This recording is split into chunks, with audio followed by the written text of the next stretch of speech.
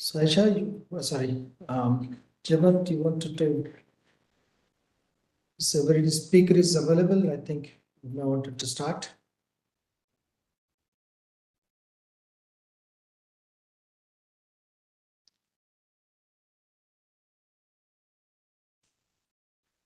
You're on mute, Jabba.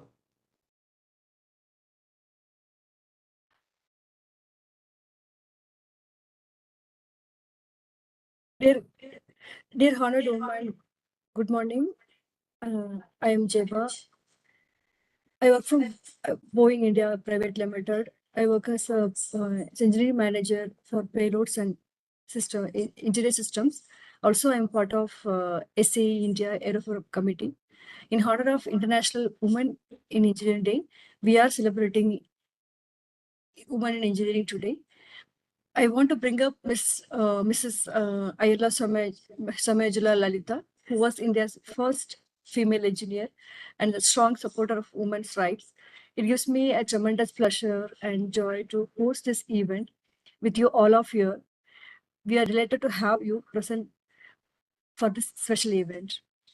The purpose of this conference is to empower female engineers and educate them about our support for research and development, opportunities for women engineers in aerospace sector, and our role in helping to improve aviation safety.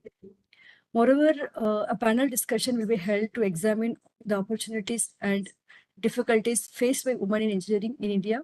We would like to take this chance to express our gratitude to women leaders and panel leaders and get their guidance as well.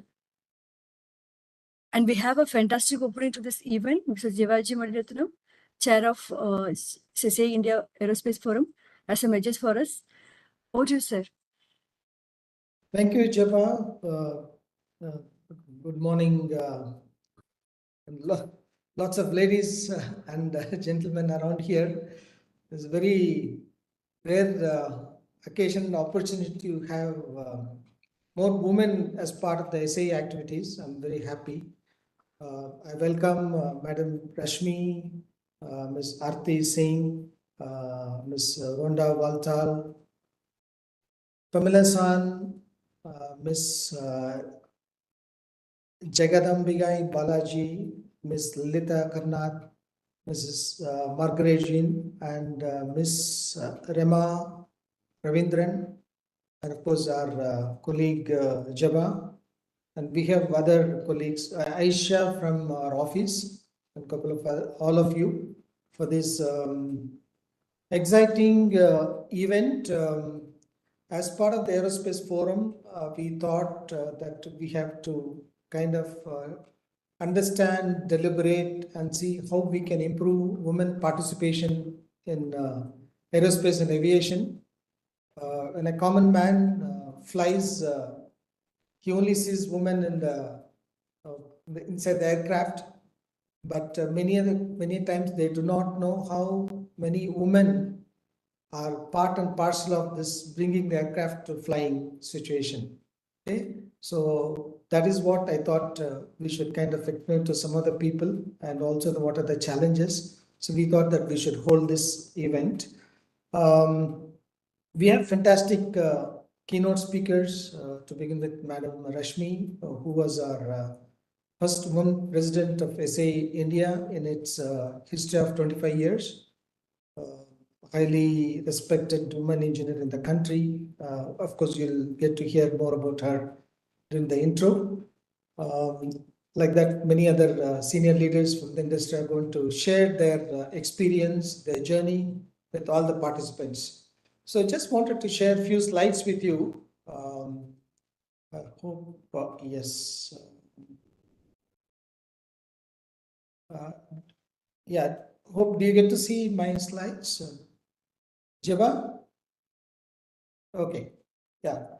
As I said, we wanted to celebrate Women in Engineering on 23rd of June as the International Day. Okay, but this is, we're trying to define, we're trying to see the definition, what is this engineer to begin with. The role of engineer in women, the word engineering is derived from two Latin words. One is ingenium, which says cleverness, and ingeniere, which means to contrive or devise. This is what women do. They are clever and they are always devising solutions to make the life better around the people. Okay, this is exactly the message I read this morning in Times of India newspaper. It's quoted by Preeti Dingra, Director Product Manager of SAP Labs, which has come in Times of India today. Okay, and yeah, if you look at the current status in India, in fact, over 43% of the Indian women, 43% of the engineers in the Indian scenario are women, specifically related to STEM. It clearly demonstrates that we are far ahead of the rest of the countries in terms of education related to STEM. But how we are performing, we need to see. This is just a statistical numbers. Just wanted to share that. I'm sure during the course of the discussions, a lot more data will be shared with all of you. The biggest industry which employs women are apparel industry, about 80%. Next is healthcare. And other among the most educated people is the ITS industry, which consumes about 40% of the workforce. And next is about 22.4, which includes banking, financial sectors, etc. And unfortunately, only 5% are at the board level, despite regulatory requirement that every board needs to have a woman. I think that a lot of emphasis is being given these days.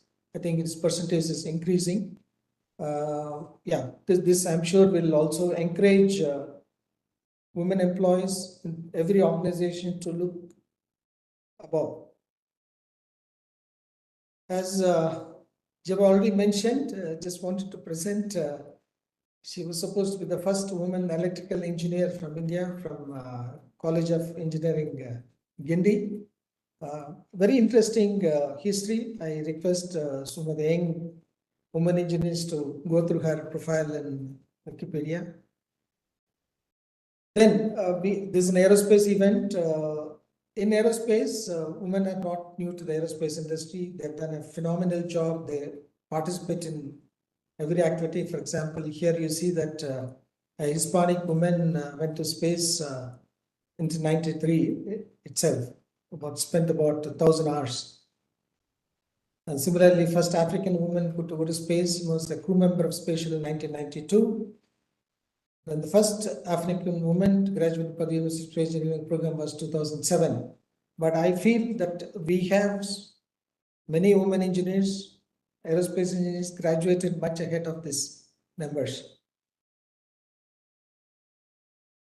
Yeah, some of the well-known Indian women engineers, I'm sure most of you are aware of these people. Kalpana Chawla, Rajni Chatterjee, she was the first woman engineer from Karnataka. She headed a lab in IISc. And Vinay Gupta, founder of Digital Link, and Prachi Gupta, great supporter of STEM activities in LinkedIn activities. Priya Balasubramanian, again, accomplished lady. She was a VP in iPhone product development and also in the financial sectors. Kritika Reddy, investor, tech executive, board member of SoftBank. So with this, I welcome all of you. We have a lot more boxes will be open in the next 2-3 hours by excellent keynote speakers, excellent panelists. I wish you all good luck, and I'm sure it will be great learning for all of us to see how more and more women participate in engineering fraternity. Thank you so much. Over to you, Jabal. Thanks a lot.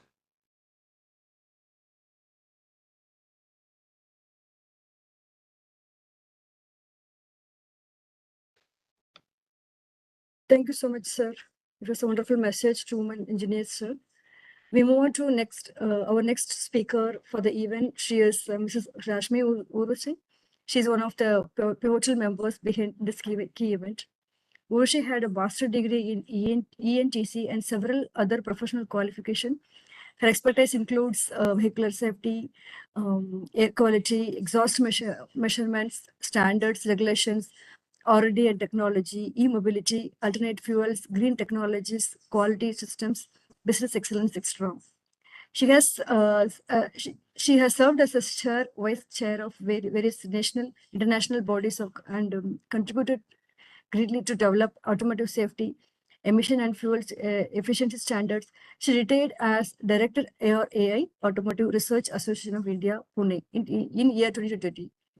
She's the immediate past president of SAI India, senior advisor to Pune Core Knowledge Cluster and its advisory and mentorship roles for corporates, educational research programs, and government agencies. Urvashi is co-author of book on total quality management and independent author of book Women and Workplaces.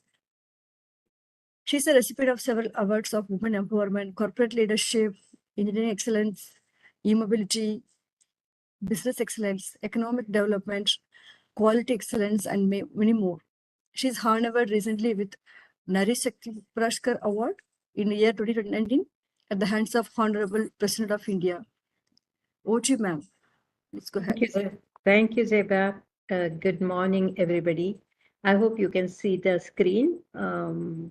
Let me first of all start by thanking Muni, Zeba, and SA India in organizing this event, and I extend my best wishes to all the women engineers on this important day of International Women Engineers. We heard from Muni the significance of women in engineering, especially in aerospace. My entire 42 years of working has been automotive. So I would highlight to you what are the trends, what are the situations, and in what way the smart and intelligent technology trends will shape up the careers for smart women that we are. So a few slides I would like to share, and let me begin by highlighting certain emerging trends. When it comes to employment, thankfully there is, due to COVID, there is an increase in the female workforce. Lots of equations changed during COVID, and it was women who came forward. They showed their resilience, and as a result, there was data. There's a recent national data which indicates increase in the women workforce.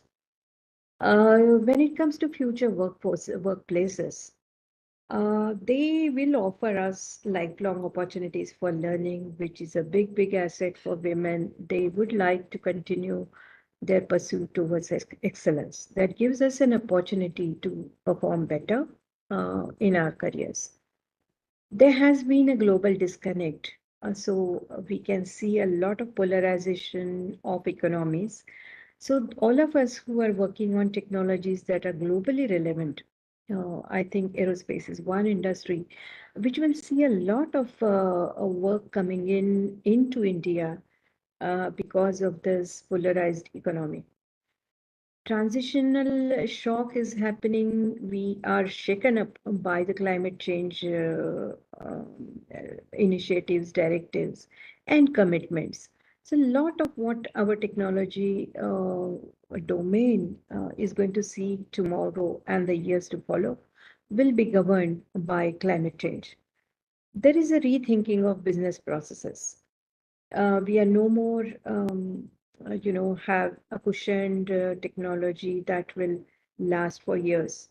We are challenged by processes. We are challenged by a business process undergoing transformational circularity. We are expected to demonstrate that the circular economy withstands in whatever we do as engineers.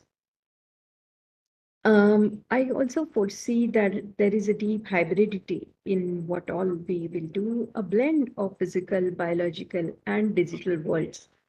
That, in fact, opens up a lot of opportunities for women. It's a blessing in disguise, I would say.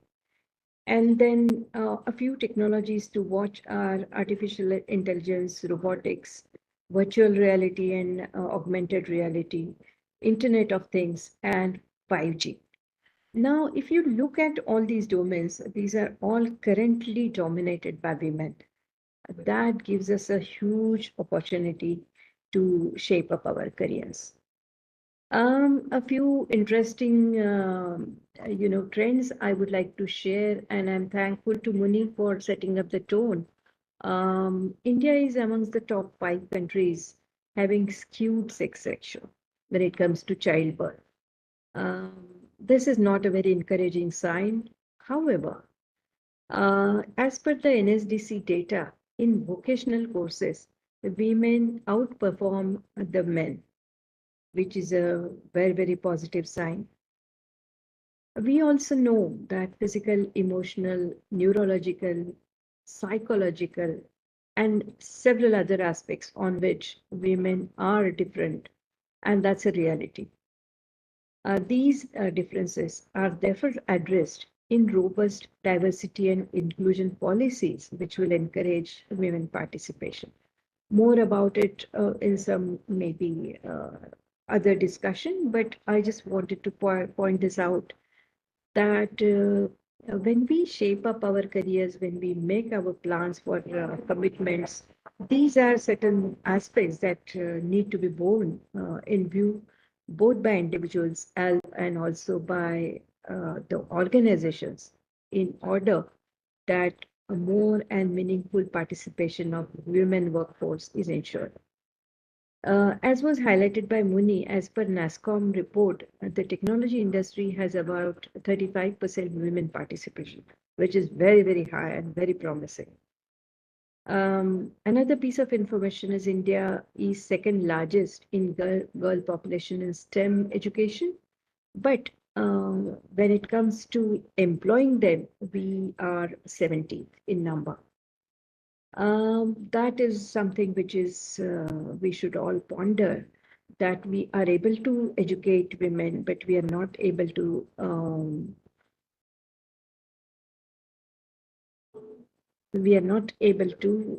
sustain their careers. For an unpaid domestic work, all women spend a lot of time in not just the at workplace, but also just 1 second.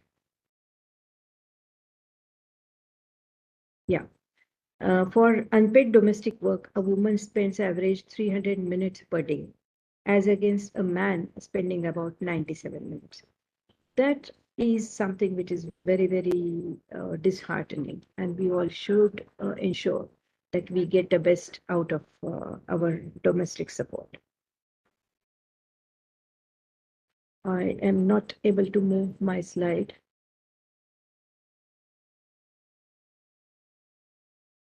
Maybe network. Perhaps. Yeah, better now. So if we see how the future of automotive is there are 4 imperatives. One is the safety, second is sustainability, third is efficiency, and the fourth is environment. I think if we look at how to shape up our career, it will be important to pay attention to how do we acquire the skills which are related to these. I think I'm seeing two screens. Is everybody else also seeing 2 screens? Only one we are seeing. Okay. So if we look at which are the enablers for us, I think power electronics and digital electronics, sustainable materials, information technology, and CA and simulation. Fortunately, women have always been very strong in these 4. That opens up great opportunities for us to transit from information to data sharing to knowledge, and finally the knowledge management in all these areas. Moving to the next, I think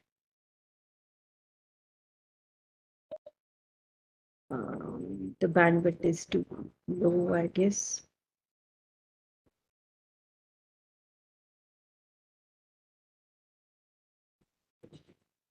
I'm trying to shift my slide. Zeba, can you do at your end then?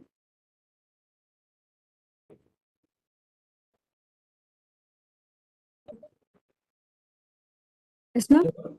I'm unable to move my slides for some reason.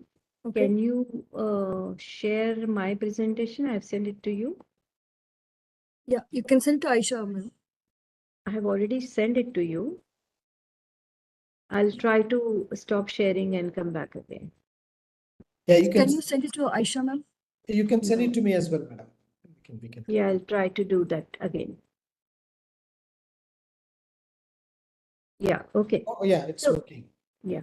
So when it comes to the safety of automotive, there are 4 pillars of safety, or they are called 4 E's. And since we all are engineers, we will understand engineering of vehicles and roads is first and foremost. The second is enforcement.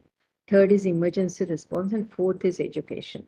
Now, information and data exchange amongst all these 4 pillars is paramount to generate what ultimately results into the safety on road. So women can play a real major role in conceiving the safety as a comprehensive result of the 4 E's. And the same thing applies to aerospace industry when it comes to safety in aerospace technology. Um, I will now divert back to women and their careers. I think women should be very proud that they have certain strengths rather than focusing on their weaknesses. It will be important to identify the strengths and work upon them, encash upon them, and articulate your strengths. We have excellent analytical abilities, uh, which help us in, imagining, or which will help us in bringing the technology which we are which we are good at, to put it to better use. We have better data handling and knowledge management capability. Resource optimization is always seen as a woman's domain, and with the circularity of economy now in the forefront, and also sustainability as the biggest challenge, I think we have a great role to play. Process orientation and task focused nature of women can really take them to wonders when it comes to planning the organizations, being a leadership role, and organizing the resources in much more effective manner. Um, the women are seen as a transformational leaders when it comes to handling people. They pay more attention to the growth of women, the colleagues, and their teams. They are good at mentoring. Women have commitments at all levels. They demonstrate, they strive, they work hard. This is an asset for the organizations. They have a great flair for research and development, and that's also the reason why we all have gathered today to listen to each other, to learn from each other, and participate actively in research and development activities of our organizations. We are good at multitasking. We also are very, very well known for giving attention to details, and there are many more things. Um, I would just like to highlight here how the progress of the data layers has enabled us to work upon a comprehensive technological jump from simplest of electronic controls such as tire pressure monitoring systems or seat belt reminders, where real-time sensing is done, driver information, intelligent controls, embedded controls, and then finally, ultimately towards the automated driving. I think the key here is women are, at different domain expertise in all these steps. They are much able to understand the significance of data sharing, information sharing, knowledge bases, and also the technological exchange that happens onto the vehicles and their controls. It is therefore imperative that women will start playing a very, very major role in planning the adaptive safety features, in executing the projects which are truly speaking active and passive safety systems on roads. Another idea I would like to share is the technological breakthrough that is currently governing the automotive. That is, we have fast time processors which govern now the vehicle controls, faster image processing algorithms, pattern recognition systems, smart sensors and nanomaterials, normalized data banks, and wireless networks. All these, the point of highlighting these is these are slightly away from the so-called conventional mechanical engineering disciplines. We as women would score a great deal since our focus has always been in these so-called softer engineering aspects or software technology aspects. These technologies are going to govern the future for automotive and communications engineering. I would also like to highlight here the emission regulations. The more imperative, a more competitive development is happening with BS6 today and BS7 tomorrow, and in future, the next fuel economy norms. How do we really see the vehicle controls? They are comprehensively to be seen. On one side, there are onboard diagnostics, real driving emissions, in-use performance requirements, in-service performance conformity, fuel economy, and also robustness for the fuels. All these are also seen as a comprehensive development platforms. Coupled with it, obviously, there are parallel powertrain developments which are dominated currently by women. There are so many, great leaders who are in the space of electric mobility, who are in the space of connected mobility and driving the future. So coming to emission design and data management challenges, we need very accurate controls, robust calibrations, measurement and controls, and several other aspects which are better done at the simulation level in the laboratory, which opens up a great opportunity for women to lead the projects related to powertrain development, complete engineering development of vehicles, and simulation testing and robustness of infrastructure. Another great opportunity is Industry 4.0, and its relevance to all of us is already known. We have IoT, supply chain, duty cycle measurements, and market and field control. All of these are dominated again by data management. And connected, autonomous, shared, and electric mobility are obviously the future for all of us, and the significance of women in all these areas has been already highlighted. I think I'll skip this, and coming to AI and deep learning, a great opportunity again in linking up something which is ADAC functionality at level 4 and 5. We are currently at level 3, and I'm sure that with the capability that exists in the country, we can foresee that next 2 decades of automotive technology will no doubtedly governed by women, with their career opportunities opening up in cybersecurity, data analytics, sustainability and energy management, product reliability, simulation and virtual testing, virtual engineering, AI and VR, and also the blockchain development. I think that's all from my side. Thank you all, and my best wishes to all of you.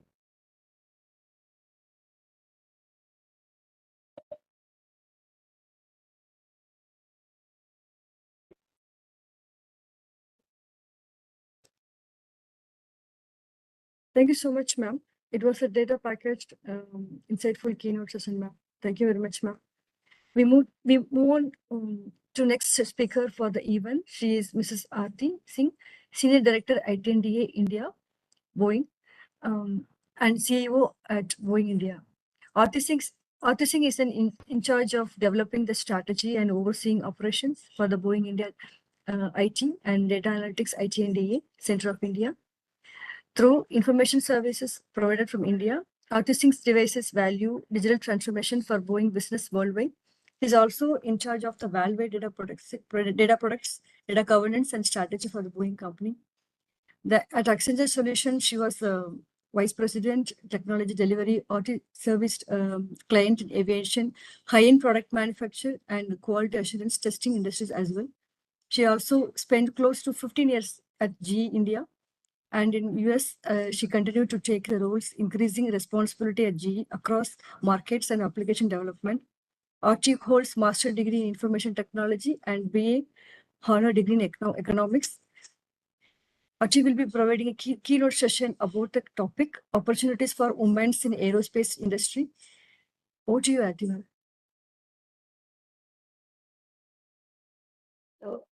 Hello, good morning, everyone. Can you hear me? Yes. Okay, and are you able to see me as well? No, Archie. If you're able to, yeah, we can see you now. Okay, so a very good morning to all of you and a warm welcome. And it gives me great pleasure to let all of you know that I am in ISC today and talking to you all from here. So what a great venue to be in here when the topic is engineering today, especially for women. So before I get started, I was just reminded, I don't know how many of you have seen the Hollywood movie called Hidden Figures about three African American women who helped NASA with the space program in the 1960s. So, they were computer programmers, mathematicians, and a very, very inspirational movie and highly recommended. I would urge for those of you who've not seen it to really watch it. And if I were to just compare from there to now, especially in aerospace, what is happening, I would say the roles that we have today in aerospace and defense is immense. And in those days, the roles were hidden, especially for women. You have to really go out and try and find, suitable roles for yourself. But today, the roles are very, very visible and very, very open. Uh, from an ecosystem standpoint, if you just look at aerospace and defense in India, is growing tremendously. In the next 15 years, we will have about 2,200 planes in the commercial sector. The defense is also growing. If you look at our space program, a lot of significant progress there as well. And if you look at the world of autonomous and unmanned, especially in defense, you will see a lot of progress happening there as well. And so overall, if you just look at the ecosystem, you look at what Prime Minister Modi is talking about Atmanirbhar Bharat and Make in India, you will see a lot of focus on manufacturing, on designing in India. So if I were to look at, having careers in aerospace and engineering and the various facets of it, I would say if you look at, maybe what are the opportunities that are there in aerospace companies, I would say you start off from designing. So a lot of product design work that is happening in India. So if you look at, and product by products, I mean like the various types of aircrafts, the various types of, say, fuel tankers, elements of, say, space programs and things like that. So a lot of work around designing is happening here. We are seeing a lot of work around engineering, and engineering is complex. Just to give you a perspective, everybody just thinks like of the final product. People talk of like the final assembly line being in India, but that is just 5 to 10% of development of any aircraft. Before that, the bulk of that work happens in engineering, in designing, uh, in prototyping. So there is a bulk of effort that goes there. The complex engineering happens there. So it is very important that you have all this ready before you can actually get down to really having a final assembly. So designing of the product is an important aspect. Engineering, there are various facets of engineering where there are like a lot of roles in a lot of companies involved in the A&D sector. Uh, if you just talk of engineering, when I say various facets, so for example, structures. So there's a lot of research that goes into structures. There's a lot of work that goes into structures. Now, as you can imagine, when something flies, safety is extremely important, and the conditions in where you fly, very, very extreme. So obviously, the strength of the products that you use to create something like a plane. So material sciences becomes very important. It's a whole gamut of how and the materials you use, how do you make them stronger, lighter. So there's a lot of research and work that happens in that area. Uh, from there, obviously, there's a lot that happens in the electronics and electric world. I don't know about you, but at least every time I get a window seat and the plane takes off, every time I'm reminded of what an engineering marvel it is. And, the whole electronics piece of any airplane is extremely complex. A lot of parts that have to come together, lot of system integration that comes into play. So therefore, electric, again, a very, very big part of that. So if you look at these various aspects of engineering, a lot of potential in India and a lot of roles also that are available, and very interesting roles. Uh, so the whole topic of avionics is again very, very large and very interesting.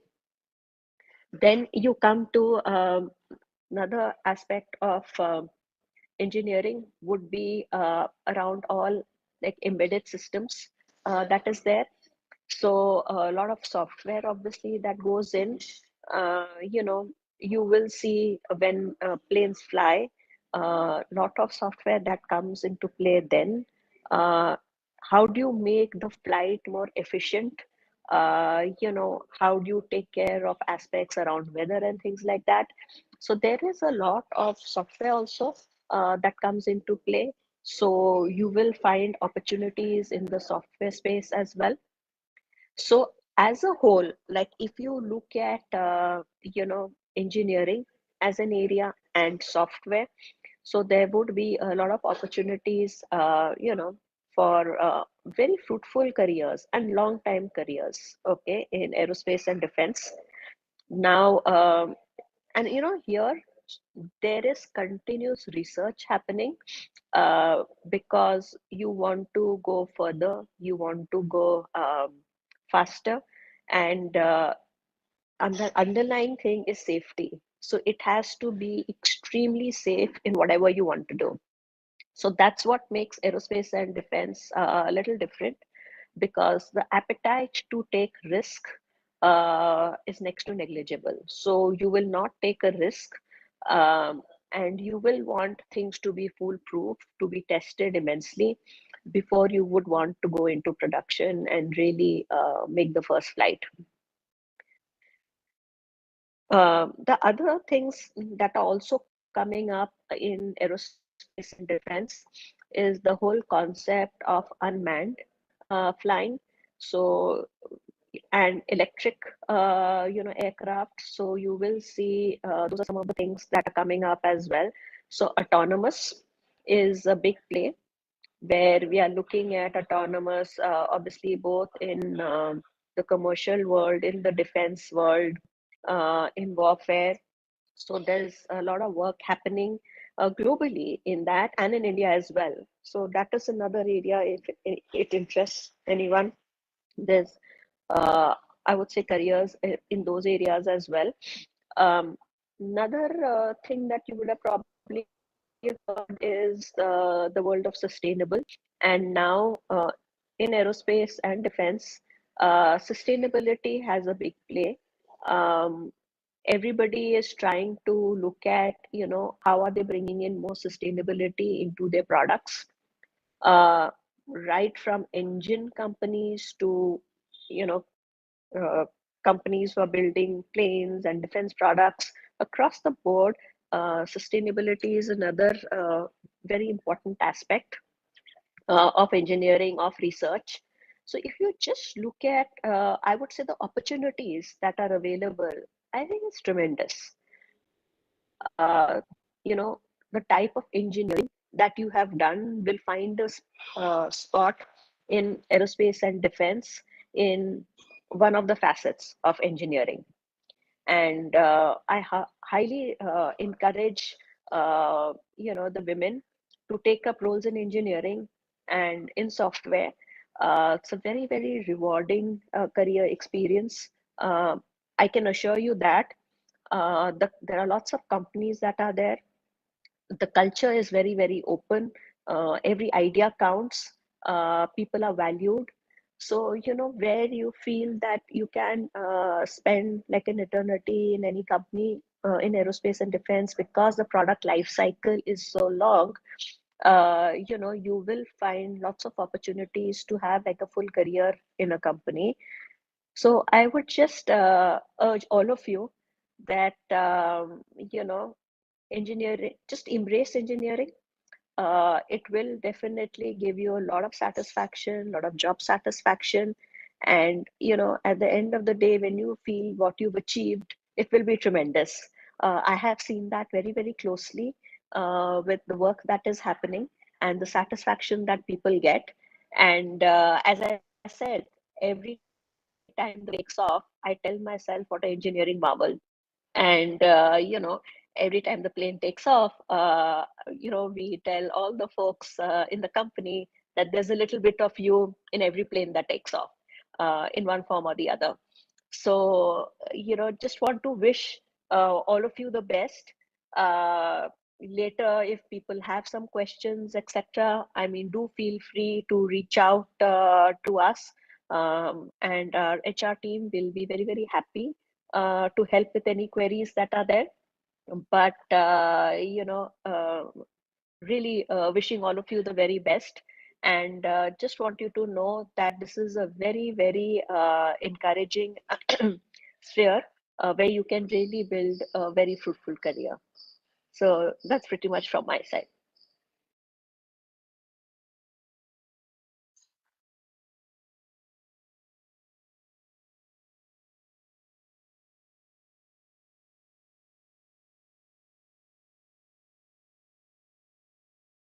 Thank you so much, Aarti. We didn't want to miss this interesting speech that was packed with statistics. Thank you, Aarti. So can we have a question and answer session with Rasmi and Aarti ma'am for 5 to 10 minutes? Can we have?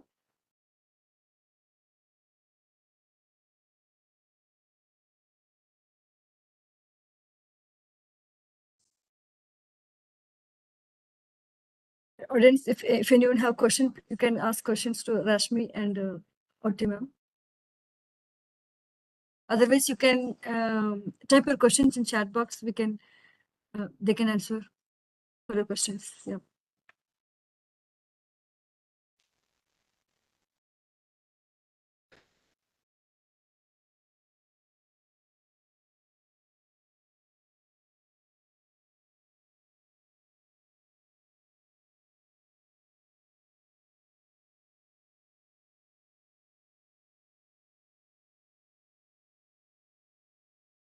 It looks like no questions, so we can go to the next session. Yeah. So I have one question to you, Aarti. So Yeah. in your career life, have you ever come across any where you are stuck completely to get into the next the one you aspire to get into your career?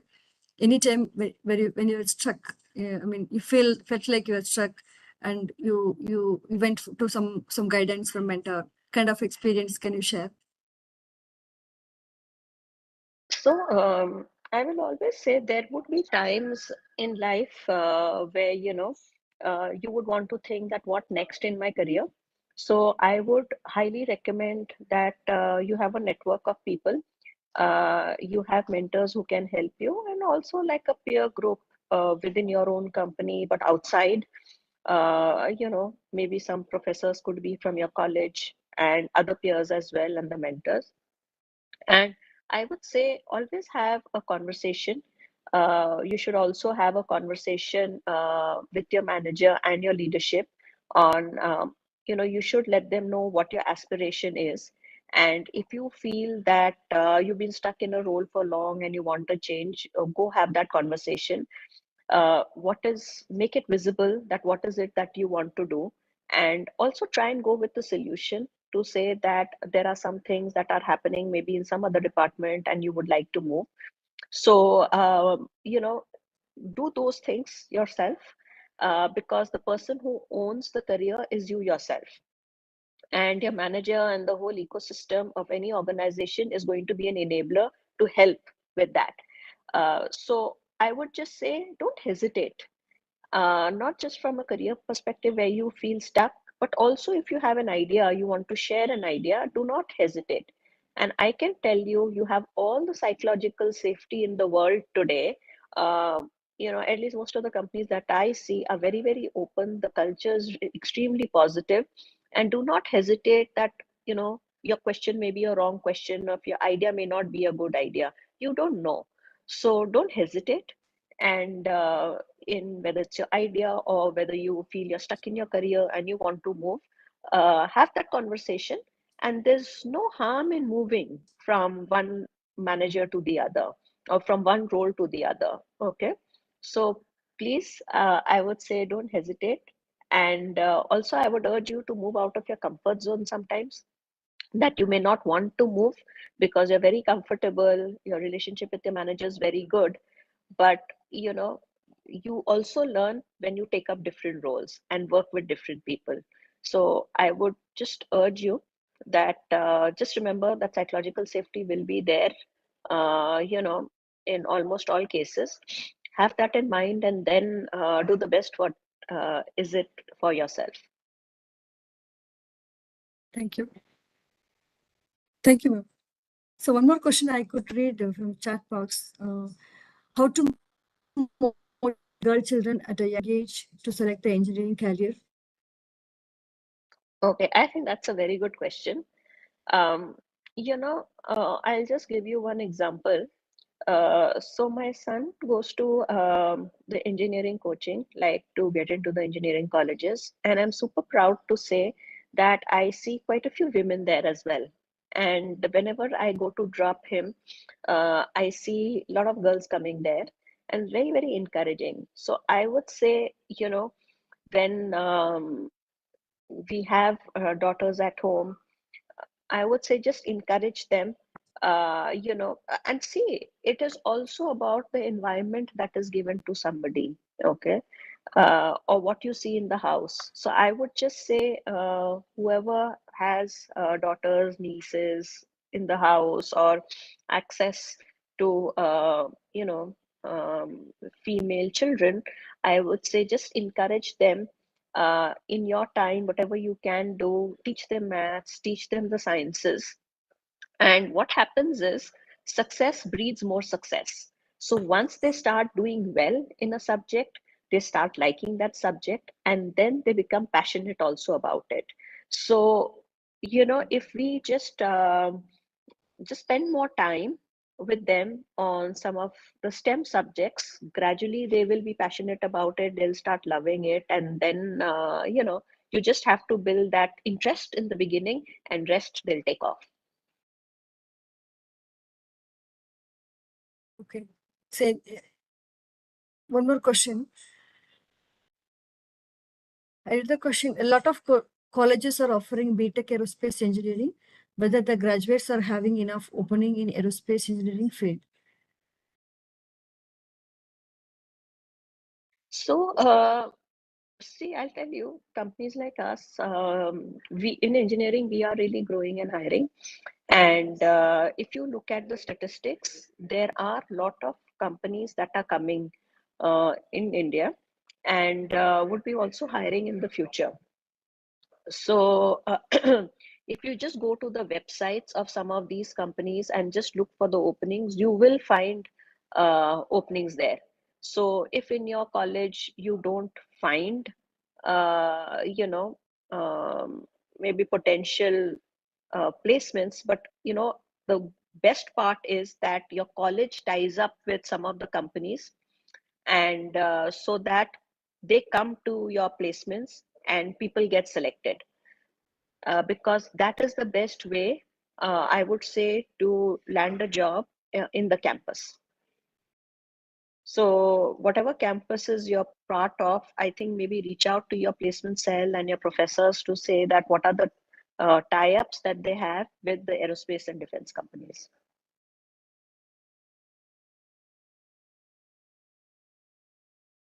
Thank you, ma'am. So one more question. Regression defects or errors that occurs as a result of changes made to current state. In other words, they are features that were previously working but are now broken. Likewise, when women came into workforce, a small entity called family is regressed. How we can fix this, or how we can carry this both successfully? That's a question. Okay. Can you just come again a little bit on like the context? So once again, I read the question. Regression defects or errors that occurs as a result of changes made to current state. In other words, they are features that were previously working, but now they're broken. Likewise, when women come into workforce, the small entity called family is regressed. How we can fix this, or how we can carry this both successfully? Okay, so if I just look at the family context, okay, I would say the world has changed. Even say when I started my career to now, it has changed. Now, women coming to the workforce is very, very encouraged. In fact, now, like earlier, people, when they would get married, they would have that thought that whether I'll be allowed to work or not. Okay, and especially when I started my career, it was not always everywhere. It was not like that, but I would say in pockets. But now, if I just look at the world around me, if I just look at my friends, I look at my relatives, all the people that I know, okay, literally all the people that I know, everybody who has a daughter, they will be working. It's understood that they will have a career. So if I look at like India as a country and the culture, it's changed. And I don't see any difference in any family. You look at people who have a son or a daughter, or two daughters, the amount that people, the effort that the parents are spending on like educating their children, there is no difference. Okay, so I think that we really have to think within us that we are all equal. We have to think that you know our career is our own responsibility. We ourselves should think that we should be financially independent. In our mind, we've got to think that we don't have to be dependent on anybody, and then there is no stopping you. And how do you balance your family? There are a lot of, I would say, support systems that are there today. When people have children, there are very good daycares, okay, that are there. There are a lot of companies where you have daycares within the companies, okay. You have transportation that is given by the company. You have a lot of flexibility in how you work. So if you just look at like the opportunity that is there for any woman really to have a good career, to be able to balance family life, to be able to take care of her children, uh, it's a very, very supportive ecosystem that is there. I'll give you my own example. I am here today because a lot of men mentors and supporters that I had, and there were not so many women leaders that time when I started my career journey. And from then to now, I think everybody is an ally for every woman to have a career. So I think the buck stops at us, and we should not have any inhibitions. And if you look at when you get married, the in-laws are also like supportive. Like once they know that you have a career and you are very serious about your career, everybody comes around and plays a role. And when you have kids, they really support helping raise your kids. So things fall in place. So I would say just be very positive that, yeah, I want my career and everything else will fall in place.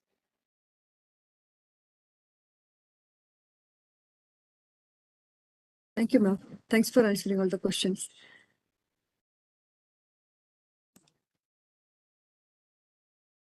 Let us have the recording message from Mrs. Rhonda Walthall, Senior Technical Fellow at Collins Aerospace, on topic a perspective on women leaders' contributions to aeronautics, making planes safer.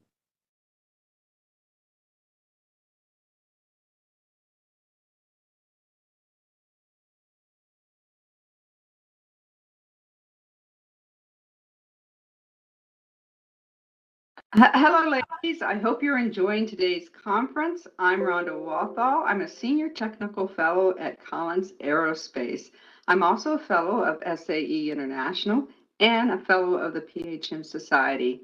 And I have been working as an aerospace engineer for 35 years, and I have truly, truly enjoyed my career. When I first was growing up, everyone just assumed that I would be a school teacher. Not that there's anything wrong with being a school teacher, but I wanted something different for myself. And I started leaning towards becoming an astronaut. And I really can't see very well. I've always worn glasses. So that actually kind of directed me into engineering. And I decided to go be an aeronautical astronautical engineer at Purdue University. And then when I graduated, I was surprised that how many people thought that once I started working and I got married and they assumed I was going to have children and I would drop out of the workforce.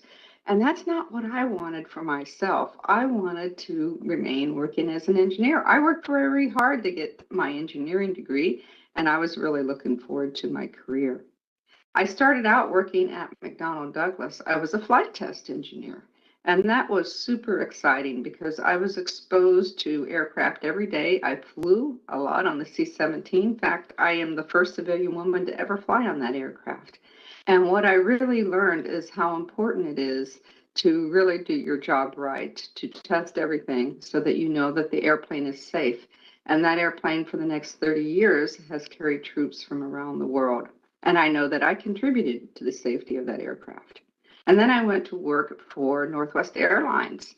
And there I worked in the Technical Operations Center, where I was actually monitoring the health of the engines. I worked at this point in engine condition monitoring, and I was looking at data from the engines on a daily basis. And I really became very much aware how my decisions impacted the safety of the flying public.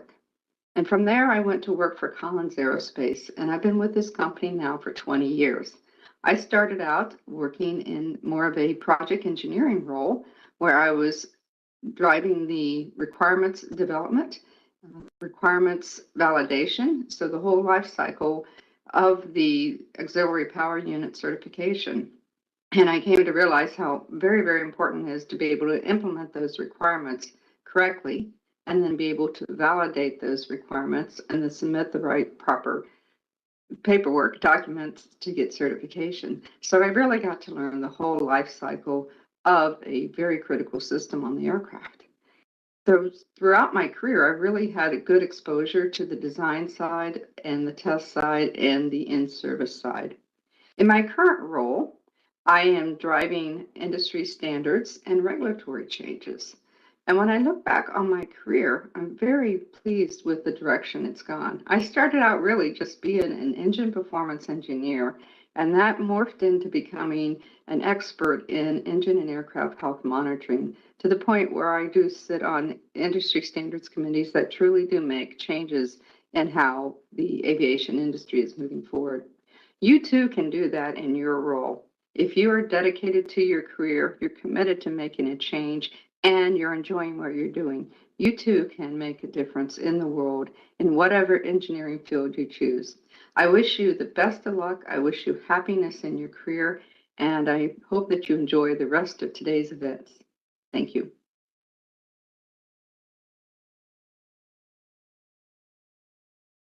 It was amazing message.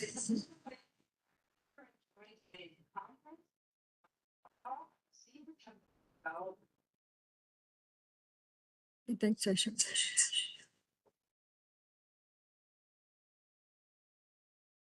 It was an amazing message given by Ms. Rhonda Walthall. Thank you, ma'am. Coming up next is true icon and highly respected personality in the automotive industry, Mrs. Pamela Tiku. Chief Business Officer, International Center of Automotive Technologies, as the moderator for the panel discussion, Mrs. Pamela Tikku. Moreover, there are 4 panelists. Panel members are Jagadambike Palaji, Head of Engineering Quality, Airbus India; Rema Parutipura Ravindran, General Manager, India Engineering Center, Braden Whitney; Lalita Karan, Group Manager, Infosys Limited; Mrs. Margaret Jean, Head Test System Software, MOOC India. We take this opportunity to thank you for accepting to be the panel discussion for the event celebrating women in engineering. On the occasion of this event, this is organized by SA Aerospace India Forum. Thank you all for joining with this panel discussion. Over to you, Pamela ma'am.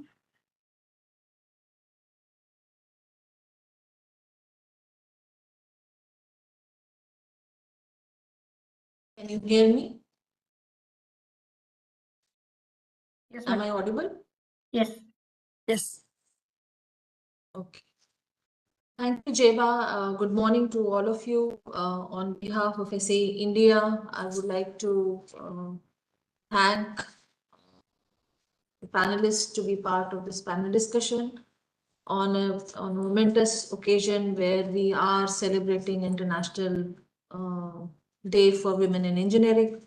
And this is a very great initiative by SA Aerospace Forum.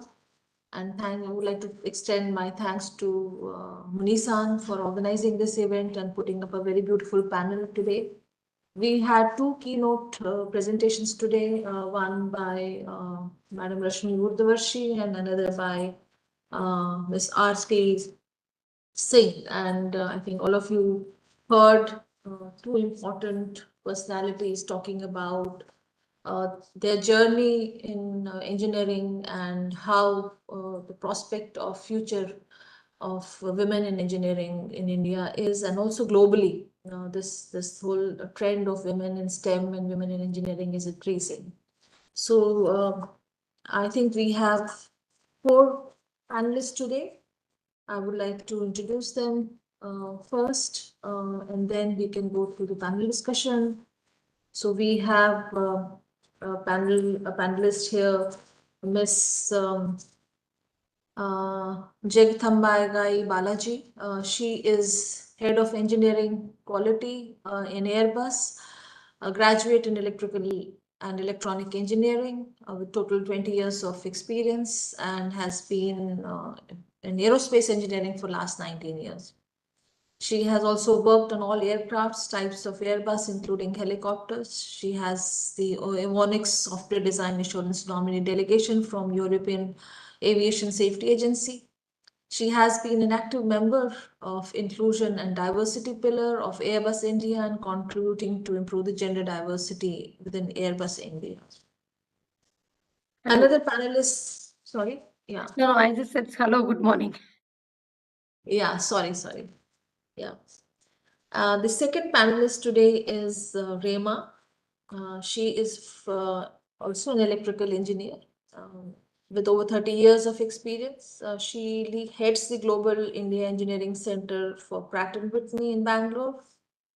Her mandate is to build the facility and team for ground zero and grow up to 500 plus team. We wish Rema all the best. Rema started her career as a control system engineer in power generation industry. And then she worked in excitation control systems for captive power generation plants. Later, for 12 years, she was with General Electric in their transportation division, taking progressive roles. She started as systems engineer for locomotive modernization projects in India, and over the years progressed to lead a COE for control and software engineering in India. Subsequently, she moved to Alstom Transportation to build a team for designing electrical systems for metro and passenger trains. At Alstom, Rema had an opportunity to lead over a design team with over $4.5 billion and 1,200 horsepower locomotive projects for Indian Railways. She's a passionate. She's very passionate about diversity and has been with Pratt & Whitney for last 1 year. She's married and has a daughter of 25 years old, and she loves gardening, cooking, reading, in addition to her engineering passion. Welcome, Prema. Thank you, Pamela. We have third panelist here. She is Latha Karan. She is the group manager for Infosys, and she has very rich experience of over 25 years. All through have a consistent record of high performance. She has taken diverse roles in product design and development solutions, not only in India, but overseas. And one of the key accounts for her was North American Boeing and European OEM Airbus. Has a complete view of product development, has strong experience of aerospace domain, structures, composites, aero interiors, etc. She has a bachelor's degree in industrial and production engineering from Mangalore University, and has a very key member in Infosys for developing their aerospace business and champions it very efficiently. Welcome, Lalita. Our last panelist is Ms. Margaret G. She has over 20 years of experience in real-time embedded safety critical systems for ground and test aeronautical application. She is head of test system software with Moog India Technology Center. She has started her career in '97 and worked with TRW Aeronautical System, Lucas Aerospace, Birmingham, England, and then moved to US to join Flight Software Group Moog SLC in 2001, and transitioned to Moog India 2005, and was instrumental in setting up Moog division. I'm happy to share that from NATRIP, ICAT has set up state-of-the-art test facilities, and Moog was one of the key suppliers, and it was a very big project in India in 3 different locations. So I personally have been associated with this organization. She is also a presiding officer for POSH, and also provides various roles in different councils. And she is she's an electrical engineer, and her field of study is computer science from University of Madras. Later on, she did her master in engineering from University of Colorado, and has undergone diversity training at University International California. She loves outdoor activities, cycling, riding, motorcycle, trekking, and also enjoys crime and legal thrillers. So this is a very interesting panel we have today. I welcome you all on this panel discussion today, which is focused on celebrating women in engineering, which has been organized by Aerospace Division of SAE India. I am Pamela Tikku, and I would like to moderate this session. I would like to throw questions to each panelist today, and I would like to respond you to respond those questions, and we'll later on summarize the question and answer sessions. So the first question, I would request you to limit your response in 3 minutes. So my first question is, what do you think women in engineering professions, why do you think women in engineering professions are less in numbers? Is this the type of job, the type of industry, social framework, which do not allow more women in engineering field, even though we have large number of girls going into STEM education? To start with, I would request Jagthamba to respond. Yeah, you can call me Jagatha, ma'am. Jagatha, okay. Otherwise, my name is difficult. Thank you so much, Jagatha. Thank you so much. Yeah. Good morning, all, once again. Thank you, SAE, for inviting me to give my perspective. I would like to share more of personal experiences than what we know from the medias and whatever we see in the Google. If you see, for me, in this question, at the present scenario, type of job or type of industry, I feel that it's not a problem because now everything is, it used to be like a lot of physical work. Now everything is automated and anybody can do. Mainly, I would feel that it's social framework because of which that women are not able to participate. You know, I mentioned that I will give personal example. We are only looking at the two keynote speaker. They gave very positive message, but whatever stories I'm going to share, it is not to demotivate, but to give the real perspective. We are seeing the creamy layer, maybe 5% of India's population. But along with my daughter, I accompanied her when she wanted to do survey in the slums, like right in Bangalore. Forget about villages.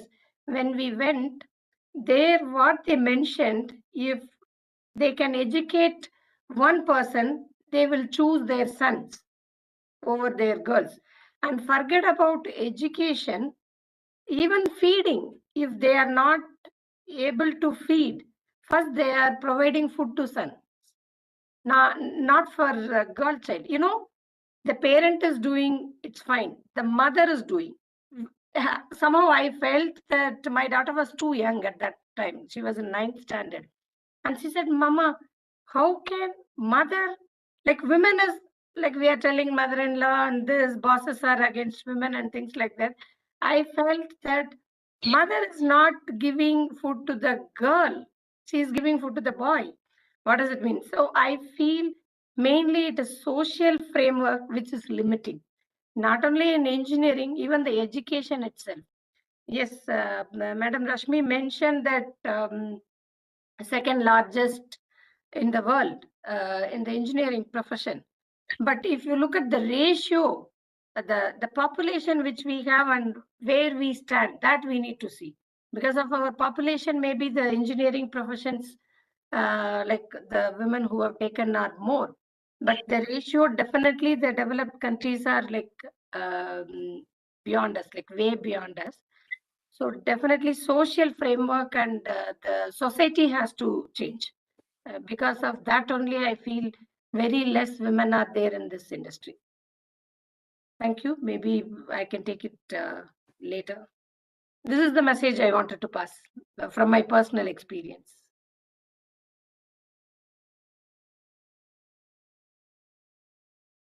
Sorry, Jekta, it was very apt and very real situation that we face, and it's a fact of life in India. And you're very true. Even as mothers who are not supposed to discriminate, the mothers discriminate between sons and daughters. It's very, very sad. So my second panelist is Rema. So I would request Rema to put her thoughts on this first question. First of all, thank you, SAE, for providing me this platform to express my views on this topic. Very passionate about this topic, and I've been driving, not only diversity but also inclusion of women at all levels, in whichever roles that I have been playing in my past 30 years. So in the current organization, right, where I am at Pratt & Whitney, we are part of, we are part of the Raytheon RTX group, and our RTX chairman has is a part of this thing called as Paradigm for Parity, wherein, by 2030, we are aiming at having 50% of the representation of women at all levels in the organization, right? So this is something which is driven across the organization, driven down and so on. So when, as a leader of the center, when I have that mandate, I was trying to look at it from a context of India and trying to see how, where do we have why are we not getting enough women, right? I mean, we kind of, if you look at just the percentage as a metrics, I think most organizations tend to get stagnated at a 25-30% of level. And, how do you go beyond that is a question, right? So, I feel and as Jagdambika said, there are a couple of factors that are playing into it. So first, if you look at the supply issue itself, right, because of this mandate that was given, I was looking at, what's the availability of people in India for filling up that 50% of the roles as women. And if you look at the 10-year statistics from All India Council for Technical Education, you will see that the enrollment of women in engineering has been only at an average of 30% for the last 10 years. And if you break up these disciplines with branches, or the conventional versus the new age branches and so on, you will see that branches like computer science or architecture tend to have an equal ratio between men and women. But then when you go to more conventional, like whether it's electrical, it's around 20% or so, and worse when it is like in branches which in my team works on, like mechanical, right? It's almost 5%. Hence, there's certainly a supply issue. So, so why, right? I mean, why is that? And so there is this element of social framework, like what Jagdambi was telling, somewhat related to that. And again, if you observe, whether it is a rural background or a urban background, you can see at high school level, at the +2 level results, if you see, there's a high percentage of women who get to top ranks in many schools, are very, very highly qualified, they have really high marks and so on. Now you fast forward it, and in subjects like maths and physics, right? But then when you fast forward it by 1 year in that time frame, you will see lesser representation in core engineering disciplines. So when you talk to some of these teenage girls, like I know people who are around me and so on, and I myself have a daughter who's 25 years old who has gone into STEM, but then into biology kind of a field. When I talk to them, and when they say that when they talk about what career to choose, they prefer softer areas like computer science, bioinformatics, and things like that, because they have not seen real role models around them, right? In areas where it is heavy engineering, those kind of areas. So for me, it's a combination of supply and demand. The way I analyze it is, if you look at the 80s and the 90s, that's a time when people like me came into the workforce. There were lesser jobs to come by. Hence, naturally, women representation was lower. It was not about diversity inclusion, but across the board, the jobs were less, and so lesser women in the workforce and so on. And they are the people who have become seniors now, and you can see them as role models only now. But then when you see mid-90s, and those were more engineering, there were a lot of, the jobs that were available were engineering focused jobs. But now you go into the 90s, right? That's where the IT boom started, and it helped create more jobs. And then you started seeing more women participation in the workforce at that time. And so you see in the last 20 years or so, you see a lot more role models who have done it, more maybe in an IT softer, if I can call it so, field, and they're visible. So that's one kind of analysis. And then, so lack of role models, right? Supply issue, lack of role models. And the third, I think, is also, as Jagdambi was saying, a social factor of awareness among parents and teachers, where they think that all core engineering subjects like mechanical or electrical need a lot of field work, hard manual effort, working in shifts, etc., etc. And as a society, we encourage girls to take up the so-called branches, which are more softer in nature. But then you see today, right? I mean, even in a company which is heavily engine is all about mechanical, and here I am, a lady who's leading that set of mechanical engineers. There are very few who need that kind of hard, jobs which need demand that kind of things, right? So and even I can personally talk from my own experience, and when Pamela introduced me, I was leading a 12,000 horsepower locomotive. You can think of it as a beast, electromechanical beast, on which you could have seen me many times on top of an engine or a locomotive. So I think it is just about, some of the earlier panelists also talked about it. You have to set your mind on it and you can do it, kind of a thing. But then it is not it's not that all the jobs demand that, right? There are multiple jobs that are available which can implement on.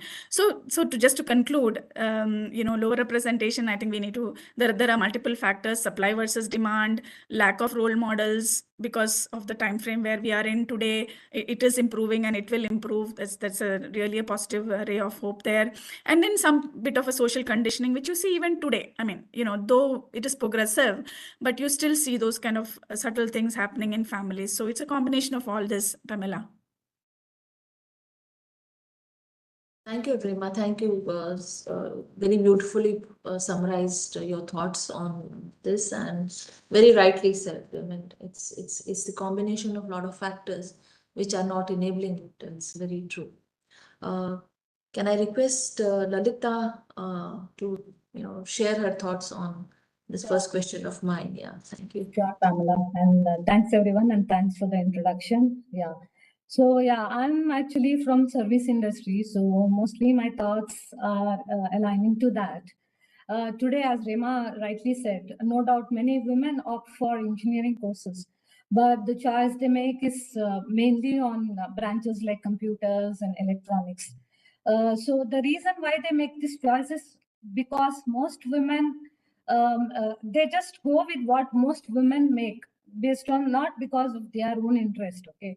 So the one more thing is, like, there is a perception that if you pick up mechanical or aerospace kind of, branches, then you will end up in shop floor kind of work, which is very difficult and all that. So basically there is lack of awareness on this, because in engineering itself, we have diversified opportunities, especially in a service industries like INWED, where you can, opt for design, stress, ME, IE quality, technical publications work of kind of work. So just to give an example, I can give my own example. When I am in this industry from last 25 years, and I have had my own ups and downs, because when I got into engineering, I'm an industrial and production engineer, and I was the only female student in my class. Okay. So there was a time when I thought, did I make the right choice at all? So, but then I stick to it, excelled it, and came out. And after I finished my engineering, another big challenge is, like, I really struggled to get a job. It was not like, how it was now. 25 years back, we really struggled for the branch which I was in. So I really struggled for 9 to 10 months to get a job. So that was the second time which I thought, did I make a right choice at all? Okay, because, and even for that matter, even I took up some IT courses also. But again, I stick to it. And then I joined an aerospace OEM as trainee. And from there on, I think there was just no looking back. I just grabbed every opportunity I got and I gave my 100%. So today, if I look back, I am handpicked every time by Infosys to manage every challenging project within this portfolio. And for example, in last 3 months, I have traveled 5 different countries for, customer meetings, representing Infosys, representing my team. So I have come a long way. Okay, the challenges and struggle that I face has made me only confident person and a better person. So the reason why I have because I was very determined on my choice, very firm, which actually worked for me. So what I think is, the choice you make during the earlier part of your career or during your studies, and sticking to it is really very important.